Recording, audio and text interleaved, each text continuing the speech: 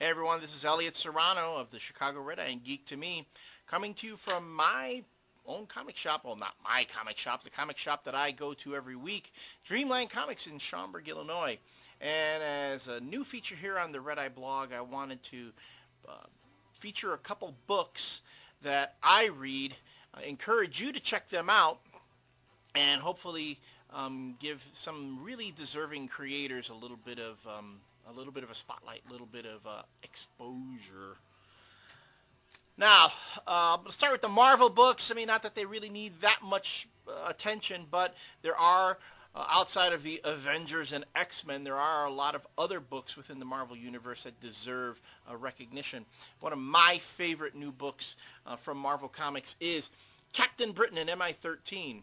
Book that I admit I just recently got into it. They launched this book during the Secret Invasion event last summer, and this is a case where the Captain Britain title is given a whole new spin. For those who aren't familiar, Captain Britain and MI-13 features more than just Captain Britain, of course. MI-13 is the military intelligence branch of the British government that deals with superheroes. And Captain Britain really more is a supporting player in this comic book, much like, let's say, Torchwood. In fact, I mentioned Torchwood because Paul Cornell is a writer of this book, and folks who watch the BBC's Doctor Who recognize Paul Cornell as a writer for that series. So, great book, great atmosphere. In issue number 11, they kick off a story arc where Dracula is invading Britain after making an alliance with Doctor Doom. If that isn't enough to whet your appetite, I don't know what is. Another title within the Marvel U that gets buku attention, but let's face it, it's a good book. So if you're not reading it, you should be reading Invincible Iron Man by Matt Fraction and artwork by Salvador Larroca.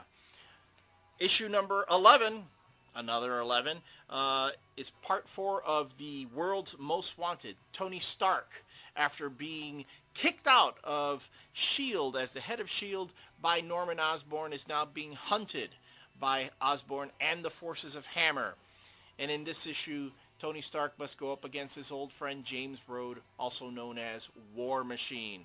Great book, great artwork, great writing. Check this book out if you aren't already. Now, DC Comics is another company that gets enough attention as it is, but just for the sake of saying that I have talked about some DC comic books, and I know you folks who are Bat fans are going to read this, Battle for the Cowl #1 came out, written and drawn by Tony Daniel. Quite frankly, not the biggest fan of Tony Daniel's artwork, especially after what went on with the Rest in Peace storyline in the Batman books. I really don't think Tony Daniel was putting his best work there. But in Battle for the Cowl, it looks like he's really putting a much greater effort into the book here. Check it out, especially if you're a Bat fan.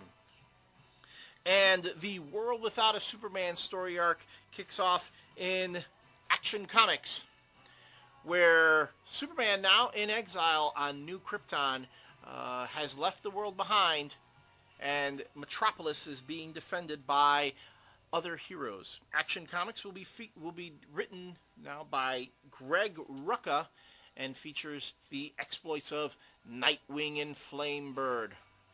Superman fans know Nightwing and Flamebird as the protectors of the original Krypton back in the day. Wildstorm Books has a special, Ex Machina.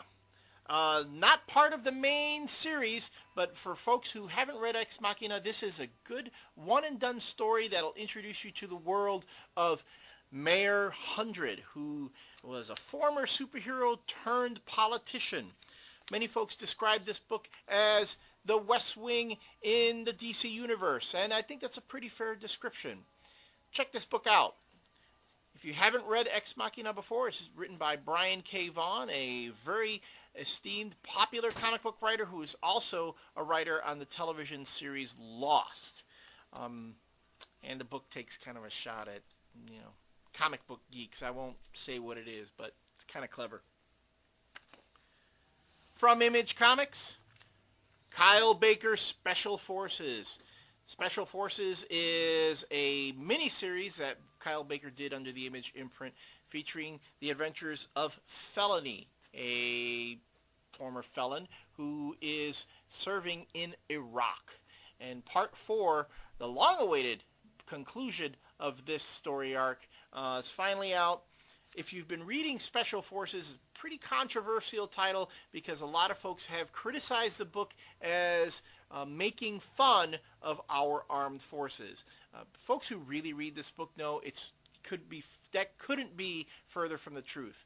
This book is making fun of the American war effort, and if anything, is very respectful of our men in the armed forces who are overseas making sacrifices for us. One thing that really got me about this book, besides the conclusion of the story, is that Kyle Baker's artwork has really, really evolved getting to this issue. Check it out.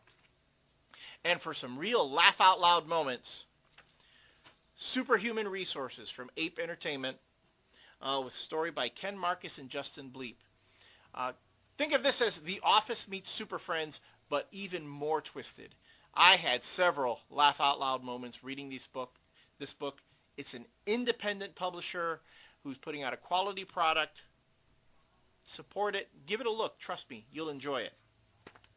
And last, but not least, for all you old school Marvel fans and for all you Angel fans, IDW is releasing this special miniseries, Angel, Blood and Trenches, with written and artwork by Marvel classic artist John Byrne. Now, John Byrne's been doing a lot of work for IDW in their Star Trek titles.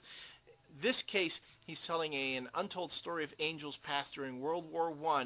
The really cool part about this book is that it's rendered completely in pencils, with just a few splashes of color here and there for emphasis. But if you are a fan of the old Angel series, you're a fan of John Byrne's artwork, definitely give this book a look, because you're going to be very pleased at what's being produced here. So that's that in regards to all these comic reviews. I hope that if you have a book that you'd like for me to check out, just drop me a line at redeyegeek@gmail.com. I'll check out any titles that my readers recommend, and if you are also a local creator that would like to have their book featured here on the Red Eye Geek to Me blog, just feel free to drop me a line and tell me about it. You can even email me a PDF copy of your comic. I'd be happy to do a review. So thanks a lot, folks, for listening in, and I look forward to hearing from you.